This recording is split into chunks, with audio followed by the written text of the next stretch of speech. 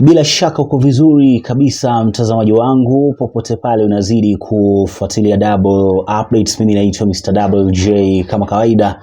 Hii hapa ni ulimwengu wa siasa. Baba amezungumza kuhusu tarehe 7 mwezi wa 7 mwaka 2023, itakuwa Ijumaa hii hapa. Hata baada ya William Samoei Ruto kutuma watu wake na kufikisha ujumbe kwa Raila kwamba wapo tayari kuzungumza, Raila anaonekana hayupo tayari kuzungumza nao, kwa sababu naweza nikasema kwamba Raila aliwapa nafasi ya kuzungumza au ya mazungumzo, lakini mara kama mbili ikakataa. Mara ya kwanza mambo yakawa mengi, wakaita tena, wakarudi tena, mambo yakatokea hapa na pale, and vitu vikawa vinaonekana haviwezekani kabisa mtazamaji wangu. Sasa hivi tunavyozungumza, Raila amezungumza na vyombo vya habari na kufikisha ujumbe kwa watu ambao walikuwa wanajiuliza kwamba itakuwaje tarehe 7 mwezi wa 7, and imepewa siku Sabasaba day au sobana.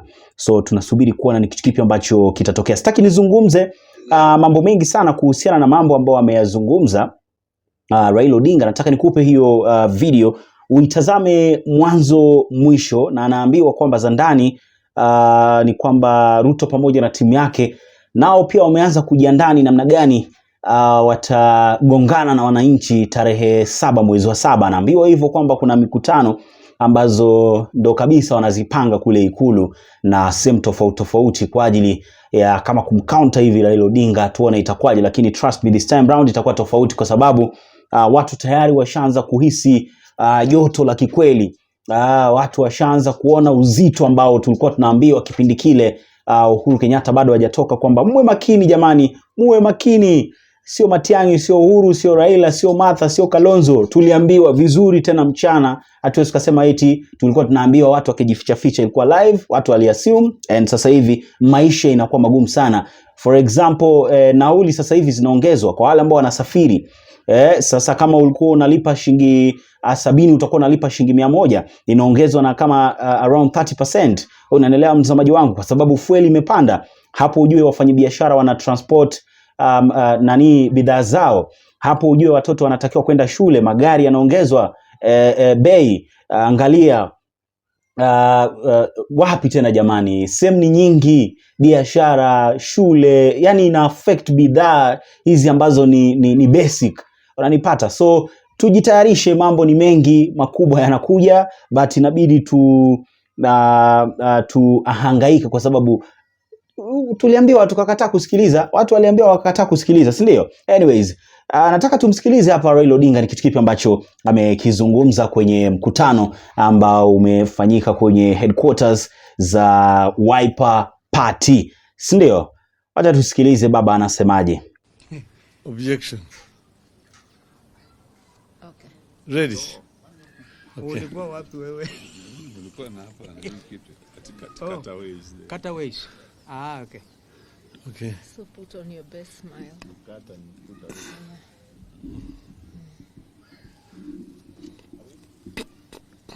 I think you can go. You know? Yeah, you can. So ladies and gentlemen, this is a statement by Azimio la Umoja One Kenya, July 4th, 2023. Ladies and gentlemen, we are here because the people are fed up. We all know there comes a time when people get tired of being taken for granted.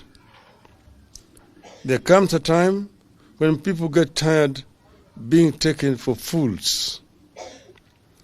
There comes a time when people get tired of getting tired and decide to act. That time has come.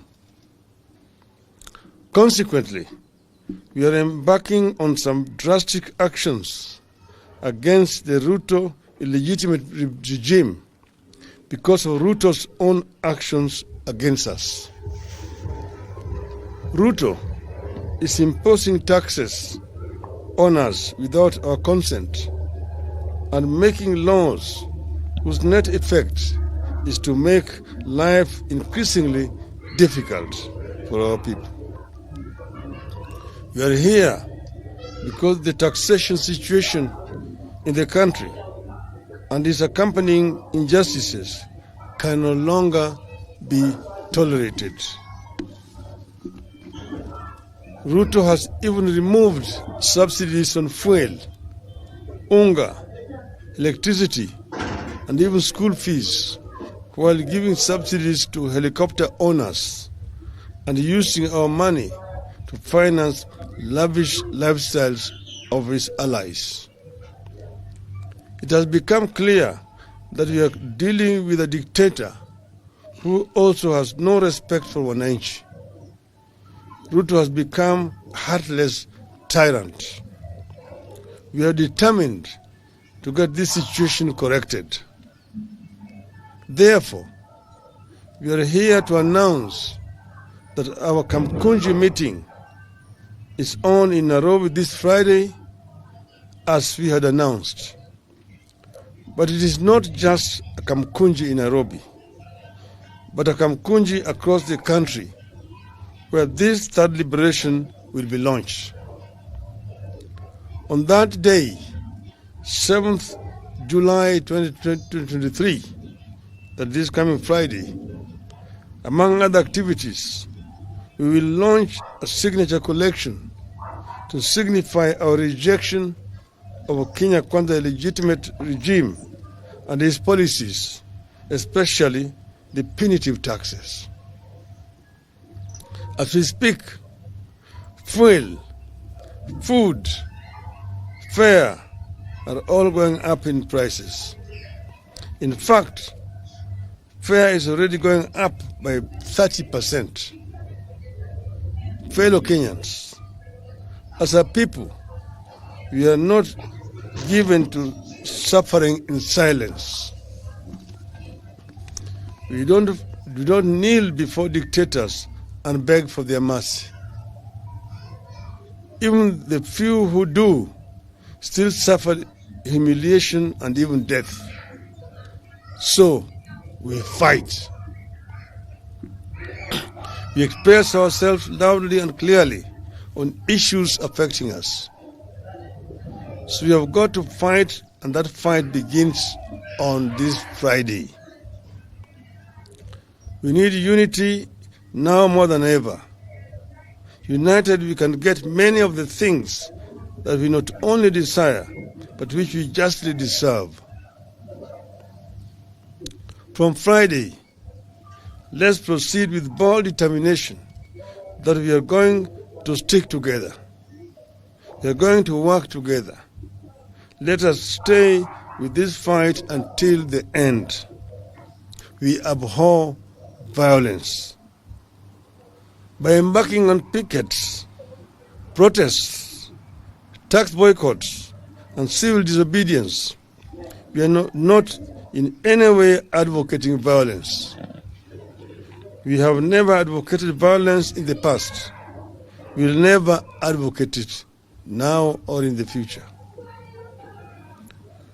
We believe in the law and the rule of law and will act within the law. But only weapon that we have in our hands is our sovereign power to picket, to protest, to boycott, and embark on civil disobedience. And we begin this on Friday, July the 7th. And fellow Kenyans, we want you to know that we are right, we are not wrong. By resorting to civil disobedience and protests, we can't be wrong unless the law itself is wrong. The same law that sets up the governments and its institutions like parliament, the courts, the police, etc., allows us to picket, to protest, and engage in boycotts and present petitions. We are not wrong. We are acting within the law, and we expect nobody to frighten us. We must never be made to believe that we are wrong when we protest. And Martin Luther said, and I quote, that is Martin Luther Jr. He told us, now it means sacrificing. Yes, it means sacrificing at points. But there are some things that you've got to learn to sacrifice for. And you've got to come to the point that we are determined not to accept a lot of things that we have been accepting in the past. Unquote. As a country, we are at that point. We invite all our people to prepare to join the Kamkunji in Nairobi and in different other places across the country on Friday. I want to repeat that it's not just in Nairobi. It will be in other centers across the country, and the names are going to be announced shortly. Thank you, Kenyans. Let us meet in Kamkunji and other parts of the country for the Sabasaba of our lifetime. Thank you. End of statement. We should take a few questions. Yeah. If there's not, okay. Related to the statement, please. To the statement. He has already locked me out. Yes. Good.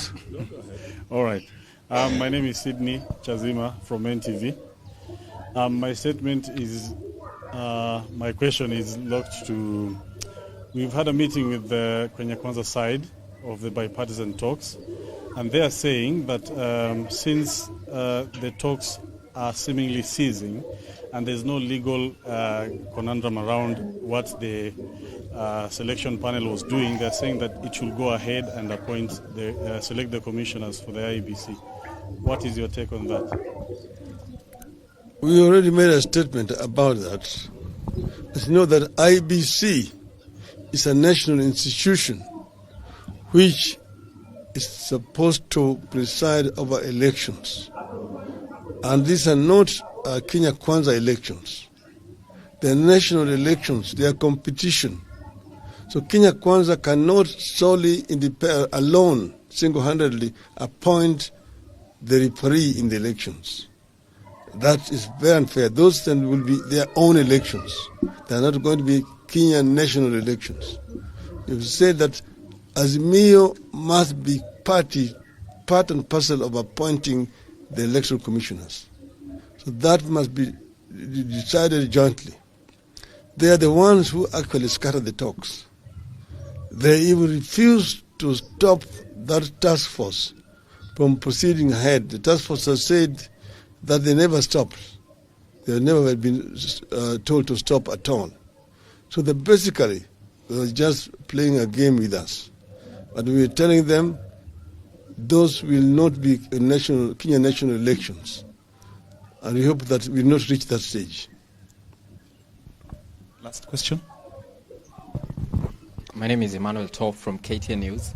Just one question. Yesterday the courts stopped the CS positions and declared them unconstitutional, null and void. Do you think our courts are now going in the right direction? And what's your reaction to that? Generally, we've said that, the courts, you cannot talk generally, you cannot generalize. Because, you've got magistrates' courts, you've got the High Court, the Court of Appeal, and the Supreme Court. So we deal with the issues which are specific. We don't want to generalize. But we think that the court has acted correctly in doing what is right. The media must get it correct, because you're saying the court has done Ruto a blow. No, the court has just upheld the law, what the Constitution says. They've interpreted it correctly. And this is what we talk about, the division of powers and responsibilities. Parliament makes laws. The executive implements those laws. And if there's a dispute, then the courts interpret those laws in terms of the Constitution. That is their responsibility. So they have done their work properly, in our view. Thank you. Let's call it a day. Naam, mtazamaji, mambo ni kama hayo. I think Raila amenyosha maelezo kwa wale ambao walikuwa wanajiuliza itakuwaje, and inabidi watu wajitayarishe, si ndio? And sasa hivi bwana, nataka nikuache lakini kwa kukumbusha tu kwamba bado tunaendelea kufanya mchango kwa ajili ya Sara ambaye alipoteza maisha yake. Alikuwa mmoja wetu hapa, and umefika muda bwana wa kusaidiana, wa kushikana mkono. And mimi kitu kimoja tu ambacho nitakwambia ni kwamba leo ni kwangu, kesho kwako, si ndio?